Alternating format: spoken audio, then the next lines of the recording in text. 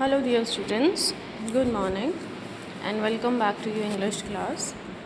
As you know, we are doing the poem Canvas of Soil and today we are going to start with critical reflection. So open your books at page number 89 and your fair notebooks as well. First is extract number 1, brush strokes of seeds planted true, awaiting spring's vibrant hue. ये हमें extract दिया है कि जब हम जो हमारे seeds हैं उनको प्लांट करते हैं, उनको लगाते हैं सॉइल में, तो कैसे बहुत प्रिसीजन से बहुत प्रॉपरली उन्हें लगाया जाता है और वो एक पेंटिंग की तरह लगते हैं। और वो किस चीज़ की वेट करते हैं? स्प्रिंग सीज़न के आने की। स्प्रिंग सीज़न आएगा तो हम ब्लूम करेंगे, ब्लॉसम करेंगे। First question says the poet has used a metaphor. Metaphor हमने डिस्कस किया था। मेटाफर क्या होता है? Comparison between two things. तो मेटाफर क्या है? इन ब्रश स्ट्रोक्स ऑफ सीड्स, कि ब्रश स्ट्रोक जो होते हैं वो तो पेंटर का जो पेंट ब्रश होता है उसको बोला जाता है, तो ब्रश स्ट्रोक सीड्स के कैसे हो सकते हैं? उससे रिप्लाई उस चीज़ का हमें रिवर्ट करना है। Which option from those given below usage a metaphor, कि इनमें से मेटाफर किसने यूज़ किया है, कौन सी लाइन ने। आप रीड करोगे चारों ऑप्शंस और आपको क्लियरली समझ आ जाएगा कि किस चीज़ का कंपैरिजन किया गया है। तो जो करेक्ट आंसर है वो है B, she has a heart of gold. Heart को किससे कंपेयर किया गया है? गोल्ड से, कि उसका जो दिल है वो गोल्ड से बना हुआ है। Second, complete the sentence appropriately. The phrase planted true is significant because it implies, जो phrase है planted true ये बिल्कुल significant है, ठीक है। क्यों? क्योंकि ये क्या imply करता है? Because it implies what? Sincerity, care and honesty in the act of sowing seeds, reflecting dedication and hope for growth। क्योंकि ये किस चीज़ को बता रहा है? सिंसियरिटी को, कि जो गार्डनर है वो कितना सिंसियरली, कितना केयरफुली और कितना ऑनेस्टली अपने सीड्स को सो कर रहा है, जो उसकी क्या चीज़ दर्शा रही है? उसकी डेडिकेशन और उसकी उम्मीद कि यहाँ पे कुछ ग्रो करेगा। Next, why has the poet use the word hue instead of colours in the extract, कि जो पोइट है उसने ह्यू वर्ड का यूज़ क्यों किया है कलर्स के अलावा? तो आंसर क्या है? The poet uses the word hue instead of colors because hue suggests softness, freshness and artistic beauty। हमने पढ़ा था ना hue का meaning soft colours, mix colours, है ना। तो hue क्या चीज़ को सजेस्ट कर रहा है, क्या दर्शा रहा है? सॉफ्टनेस को, कि कलर्स को मिक्स करके कैसे सॉफ्ट कलर्स बनाए जा रहे हैं, फ्रेश कलर्स बनाए जा रहे हैं। और आर्टिस्टिक ब्यूटी, कि कैसे एक जो गार्डनर है वो आर्टिस्टिकली अपनी फील्ड को सजा रहा है।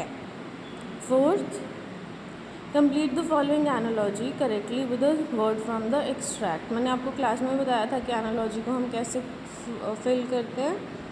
समर रिप्रेजेंट कर रहा है हॉट को, तो स्प्रिंग किस चीज़ को रिप्रेजेंट कर रहा है? वाइब्रेंट को, वाइब्रेंस को।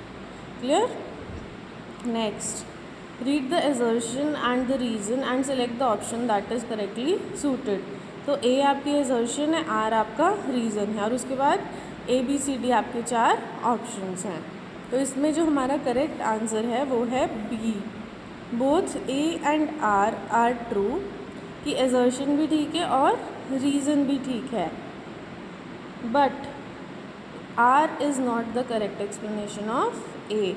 लेकिन जो आर है वो ए की करेक्ट एक्सप्लेनेशन नहीं है, कि जो रीज़न दिया हुआ है that is not the correct explanation.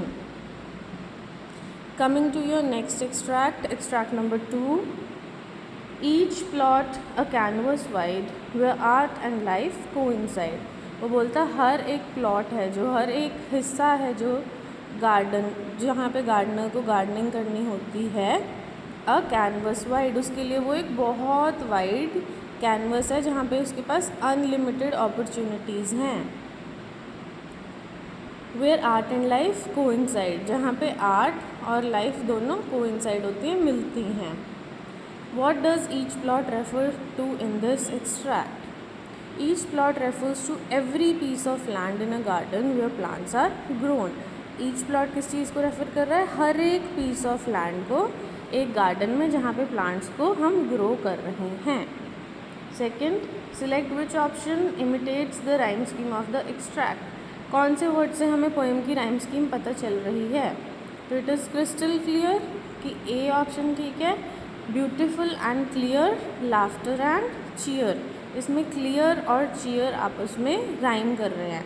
जो बी ऑप्शन दिया हुआ है उसमें क्लियर और टीयर्स है. Third, select the line from the extract that conveys that gardening blends aesthetic beauty with natural growth. Line select करनी है जहाँ पे ये कन्वे हो रहा है कि जो गार्डनिंग है वो ब्लेंड हो रही है aesthetic beauty with natural growth से. तो कौन सी लाइन में पता चला हमें एक्सट्रैक्ट से ही लाइन पिक करनी होती है. तो the line is where art and life coincide. जहाँ पे आर्ट और लाइफ कोइंसाइड कर रही हैं, मिल रही हैं. Next, complete the following sentence appropriately. Sentence given है उसको हमने कंप्लीट करना है. The plot is linked to a canvas suggesting that. Plot को एक कैनवस से लिंक किया गया है. क्या सजेस्ट कर रहा है, क्या बता रहा है? That plot is also a garden, that a garden is a space where creativity and nature come together like an art work. कि जो गार्डन है वो एक ऐसी स्पेस है जहाँ पे क्रिएटिविटी और नेचर आर्टवर्क की तरह काम कर रही है एक साथ. फिफ्थ क्वेश्चन है, why has the poet most likely use the word wide instead of long in canvas wide. कि जो पोइट है उसने वाइड वर्ड का यूज़ क्यों किया है, लॉन्ग वर्ड का यूज़ क्यों नहीं किया है? तो आंसर है the poet uses the word wide instead of long because, क्योंकि wide suggests openness, freedom and vast creative possibilities like a painter's canvas. क्योंकि जो वाइड वर्ड है वो क्या सजेस्ट कर रहा है? ओपननेस. कि वहाँ पे उसके पास बहुत अनलिमिटेड अपॉर्चुनिटीज़ हैं, फ्रीडम है चीज़ों को करने की और बहुत क्रिएटिव पॉसिबिलिटी है. उसका जो मन करे, जैसे मन करे वो उस चीज़ को कर सकता है. लाइक अ पेंटर्स कैनवस, जैसे कि एक पेंटर के कैनवस पे उसके पास अनलिमिटेड अपॉर्चुनिटीज़ होती हैं. So beta, for today's video we will be doing only these two extracts and in the next one we will do the question answers. Complete these notes in your fair notebooks because on the first day and second day of your school I am going to check your fair notebooks. So I will not be entertaining any kind of excuses that why you were not able to finish it, because ample time is given to you for completing your work. Thank you.